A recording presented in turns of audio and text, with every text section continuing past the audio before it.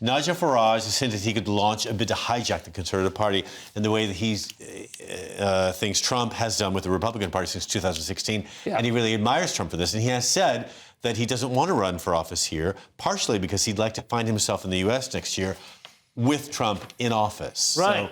So in the meantime... He thinks there's a job for him in the White House. He does. Wow. And in the meantime, he might have been offered something. And in the meantime, he would like to stay here and again hijack the Conservative Party had he the chance. But he said something quite interesting, which I hadn't really considered, although I don't think it's out of the question. But he said the mechanisms are not the same. Yes. In America, you do have this. You have more choice in America. Yeah. And there's an open primary. Yeah. There's a primary. So anyone can run at that point. Yeah. And he would find himself, I think, running. He thinks he would have a lot of backing if he had a chance to run. Because he said this before, Conservatives don't want him near their election. They don't want him near his party, their party.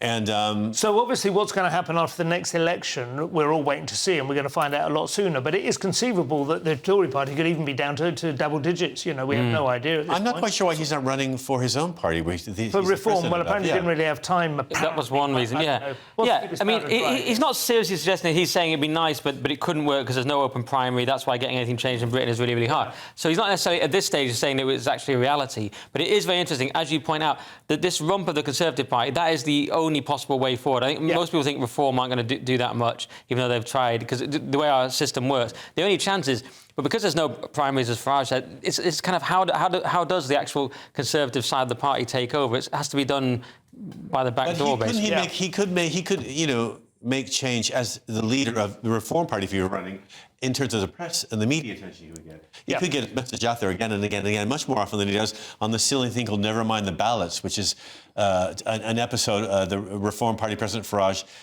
made this statement. I think it's The Sun, it's their own... Yeah, but then he's stuck being a pressure group forever then, isn't he, rather than having actual power? That's the point. He wouldn't have to be a pressure group anymore. He would be an actual power monger. He would be someone maybe allowed to debate with these two guys, which it sounds like he would really like to do. There's another word for it. A power monger? That's not quite the word, is it? What do they call it? A power-hungry monster. There's a liar. I want to think of that word. Broker. Fascist leader. A broker, power broker. No, there's that. Broker, but I mean, what I think he'd like to do is debate these two, although maybe he's afraid of debating them. Yeah. Maybe well, he may conceivably genuinely have, starting to plateau out or even going to decline. I felt a little bit when I read the story, and then I looked him up again. I listened to some of his statements recently. I can't help but think he's a teensy-weensy bit of a coward, because if he really felt powerful and strong about this, he'd put his money there and he'd run.